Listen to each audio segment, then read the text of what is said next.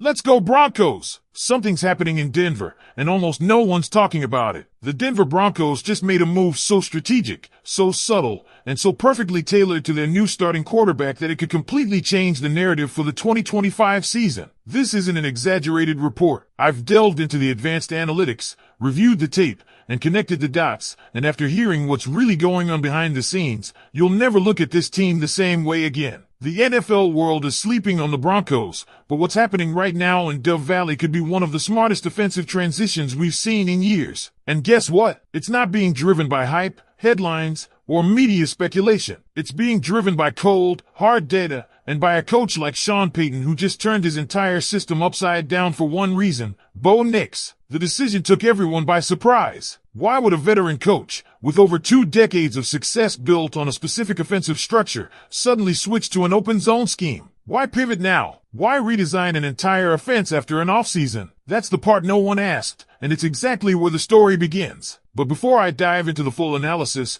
make sure you've already clicked like, but only if you're a true Broncos fan who's been through the ups and downs. And if you've been loyal for over 2 decades, leave a comment saying, "Go Broncos! My heart bleeds orange and blue." Okay, let me show you why this change, almost invisible to the average fan, can take us all the way to the playoffs, and maybe beyond. Now let's get right to it. The Broncos are officially transitioning to a wide zone running scheme, and while many fans chalk this up to a new wrinkle in the playbook or an adjustment for the offensive line, the real reason runs deeper, straight through Bo Nix. Head coach Sean Payton, a man with over 2 decades of coaching experience, has built his career on consistency, especially with how he structures his offense. So why would a seasoned veteran like Payton suddenly abandon his usual approach? Why pivot now? The answer is Bo Nix, and the advanced analytics prove it. Here's what most people missed. Bo Nix, in his rookie season, was shockingly effective under center, a skill many quarterbacks don't develop until much later, if ever. He took 100 snaps under center and nearly 500 from the gun last year. But when you look at the numbers, they're jaw-dropping. Under center, Nix had 12 touchdowns and only 2 interceptions with a passer rating of 114. From shotgun, his numbers dipped: 17 touchdowns, 10 interceptions,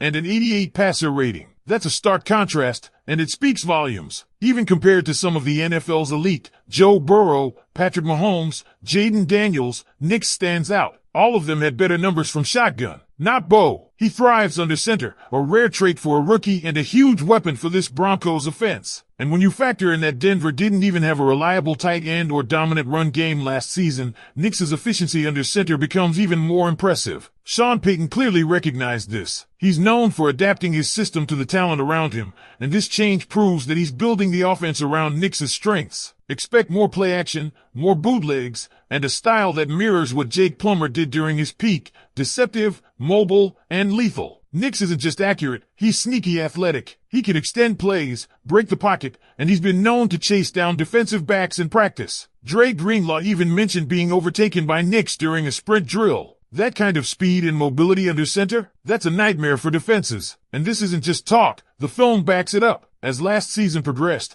Bo began taking more snaps under center, not just to run but to make big-time throws. Plays like his connection with Josh Reynolds in the end zone prove how comfortable and dangerous he is in that setup. He has vision, patience, and composure, all traits you want in your franchise quarterback. But the magic doesn't stop there. Football Insights released a stat that shows Bo Nix is among the best in the NFL at avoiding sacks when he has more than 2.5 seconds in the pocket. That's elite company, and it tells us something very important. When given time, Nix not only survives, he thrives. Enter the new-look backfield, with J.K. Dobbins, a proven threat in the wide zone from his college days, and R.J. Harvey, who quietly led Power 8 teams in between the tackles rushing last year. The Broncos are building a perfect storm. Most assume Harvey is an outside-only runner, but he's proven he can bang it up the middle with the best of them. This 1-2 punch could make this scheme hum, opening up lanes and giving Nix more time to operate with play-action passes and bootlegs. Add to that the fact that Nix now has a firm grasp on the playbook. Last year, he struggled to get the play call out with the clock running down. Now, he's getting to the line with 10 to 15 seconds to spare. That gives him time to read defenses, shift protections, and make audibles. It's a subtle change with massive implications, and linemen like Quinn Meinerz are loving it. More time at the line means more control, more confidence, and more explosive plays. Sean Payton's offense isn't just evolving, it's transforming. He's done something rare in the NFL, thrown out decades of coaching comfort to tailor his scheme to the unique talents of his quarterback. And make no mistake, this isn't a gamble. It's a calculated, data-backed decision rooted in performance metrics and film analysis. Payton is building an offense that highlights what Knicks does best, and that should terrify every defensive coordinator in the AFC West. So here's the question. Is this the year the Broncos finally return to dominance? Can this re-engineered offense, centered around Bo Nix's strengths and a revitalized run game,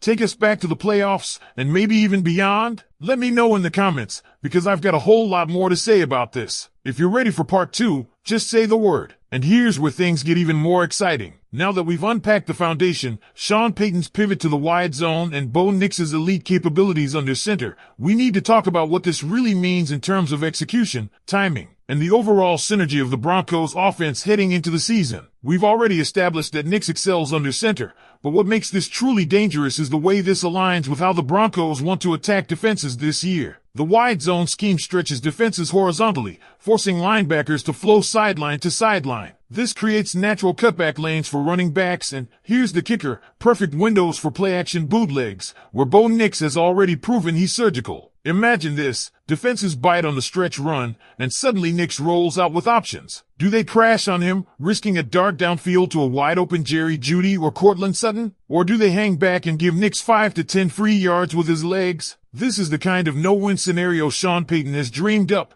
and it's exactly why this offense has so much breakout potential. We're also seeing huge strides in communication. Bo Nix isn't just reacting, he's starting to take command. That learning curve we saw early last year is flattening fast. During preseason reps, there's a noticeable difference in how quickly he's getting his teammates set, adjusting protections, and even identifying blitz packages pre-snap. These aren't just marginal gains. This is a sign of a quarterback who's beginning to see the game at a higher level. And the offensive line is responding. Guys like Quinn Meinerz and Mike McGlinchey are thriving in this new system, which allows them to move and utilize their athleticism instead of anchoring in static pass sets. This offensive line, often criticized in years past, is finally being used in a way that maximizes its strengths. With more zone blocking, they're not being asked to dominate one-on-one matchups every snap. They're working in space, reaching the second level, and creating clean pockets for Nix to operate. But here's where it gets even more sneaky. This system is going to slow the game down for Bo. Not in terms of tempo, but in terms of processing. When you establish a credible run threat and marry it to effective play action, the game simplifies. Defenses become reactive instead of aggressive. And when your quarterback is already showing high-end decision-making under pressure,